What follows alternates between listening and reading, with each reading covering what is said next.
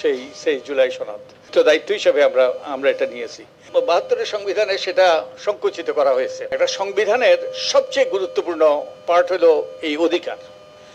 যেই সংবিধানে এই অধিকারগুলো যত বিস্তৃত হয় তত বেশি মানুষ ফ্রিডম এবং অধিকার উপভোগ করে। এবং আমাদের ৭২-এর সংবিধানে সেটা সংকুচিত করা হয়েছে।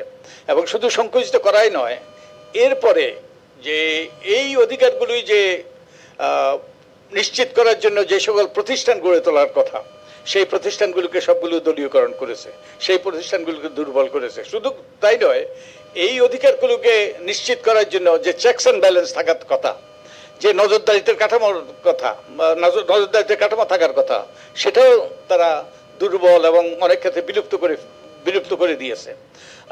তো এইসব বিষয়ে আমরা মনোনিবেশ করেছি ঐক্যবদ্ধ কমিশনের পক্ষ থেকে। কতগুলো মৌলিক সংস্কার আমরা অন্তর্ভুক্ত করার চেষ্টা করেছি আমাদের প্রস্তাবে। এবং এর অনেক সীমাবদ্ধতা আছে, সীমাবদ্ধতা সত্ত্বেও কিছু কিছু কাজ, এবং সীমাবদ্ধতা থাকবেই, কারণ আমরা যে কাজ করেছি কোনো ব্যক্তি সবাইকে খুশি করতে পারবে না। এবং আমরা চেষ্টা করেছি যে আমরা রাজনৈতিক দলের ৩০টার বেশি রাজনৈতিক দলের সাথে আলাপ আলোচনা করেছি। রাজনৈতিক দল এবং রাজনৈতিক শক্তি একই সাথে আমরা নাগরিক সমাজের সাথে আলাপ করেছি। এবং আমাদের যে কমিশনগুলোর সুপারিশের ভিত্তিতে আমরা ঐক্যমত্য কমিশন কার্যক্রম পরিচালনা করেছে, তখন তার আগে সেই কমিশনগুলো অনেক অংশীজনের সাথে আলাপ করেছে, সাধারণ নাগরিক থেকে আরম্ভ করে অনেকের সাথে আলাপ করেছে। তো আমরা যে বিষয়গুলো নিয়ে আমরা ঐক্যমতে পৌঁছার চেষ্টা করেছি, ওটা আকাশ থেকে পড়ে নাই। ওটা কিন্তু যে জনগণের মতামতের, বিভিন্ন সমাজের বিভিন্ন স্তরের জনগণের মতামত। তো আমরা একটা গুরুত্বপূর্ণ মৌলিক সংস্কার করেছি, সেটা হলো আমাদের মৌলিক অধিকারের পরিধি বৃদ্ধি করার চেষ্টা করেছি। যেমন ভোটাধিকার মৌলিক অধিকারের অংশ করার চেষ্টা করেছি, এবং এগুলোকে শর্তহীন করা, যতটুকু সম্ভব শর্তহীন করার চেষ্টা করেছি। আমরা আরও চেষ্টা করেছি যে সংবিধানে যে প্রতিষ্ঠানগুলো আছে, এই প্রতিষ্ঠানগুলো কিন্তু এই নাগরিকের অধিকারগুলো যাতে বাস্তবায়িত হয়, এগুলো যাতে সঠিকভাবে বাস্তবায়িত হয়, সেটা নিশ্চিত করার জন্য। তো আমরা সেজন্য এই অনেকগুলো প্রতিষ্ঠান, যেমন নির্বাচন কমিশনকে একটা সাংবিধানিক প্রতিষ্ঠান, কিন্তু নির্বাচন কমিশন নিয়োগ দিত নির্বাহী বিভাগ, তাদের অনুগত ব্যক্তিদেরকে।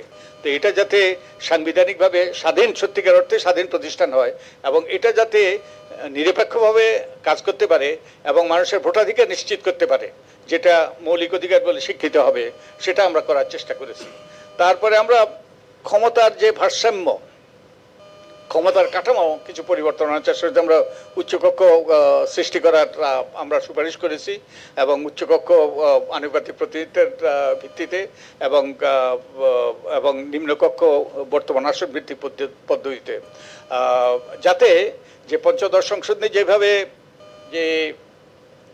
যে একতরফাভাবে এবং সম্পূর্ণরূপে সবার মতামত উপেক্ষা করে, সংবিধান হলো একটা উইল অফ দ্য পিপল, সংবিধান will of the people represent করে, কিন্তু পিপলের কোনো রকম সম্পৃক্ততা ছিল না। শুধু তাই না, 105 জনের বেশি বিশেষজ্ঞ, সমাজের সকল ক্ষেত্রে বিশেষজ্ঞদের মতামত হয়েছে, তাদের মতামত অগ্রাহ্য করা হয়েছে, রাজনৈতিক দলের মতামত অগ্রাহ্য করা হয়েছে।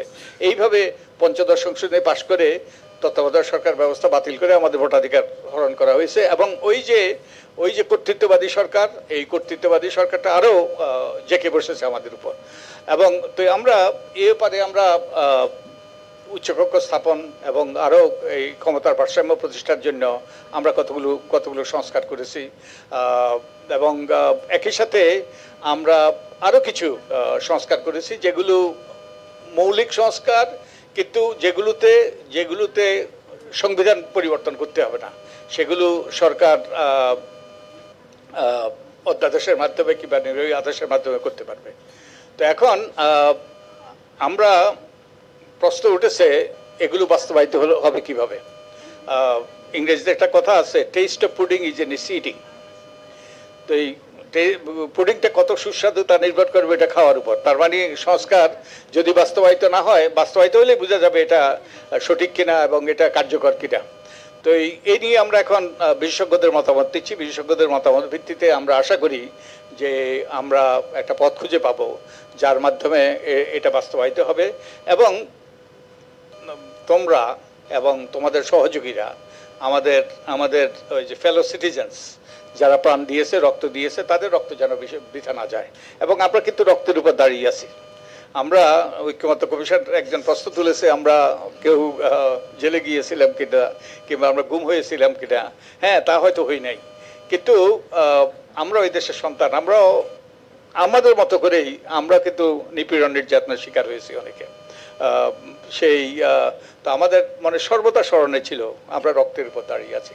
যে জুলাই সনদটা, জুলাই জাতীয় সনদ প্রণীত হয়েছে, সেটা কিন্তু ওই যে সোকড ইন ব্লাড, সেই রক্তস্নাত সেই জুলাই সনদ। তো এটা পবিত্র আমরা মনে করি, এবং আমাদের জন্য এটা পবিত্র কর্তব্য ছিল, আছে, এবং যতদিন আমরা এই কাজের সাথে যুক্ত আছি এই পবিত্র দায়িত্ব হিসেবে আমরা এটা নিয়েছি।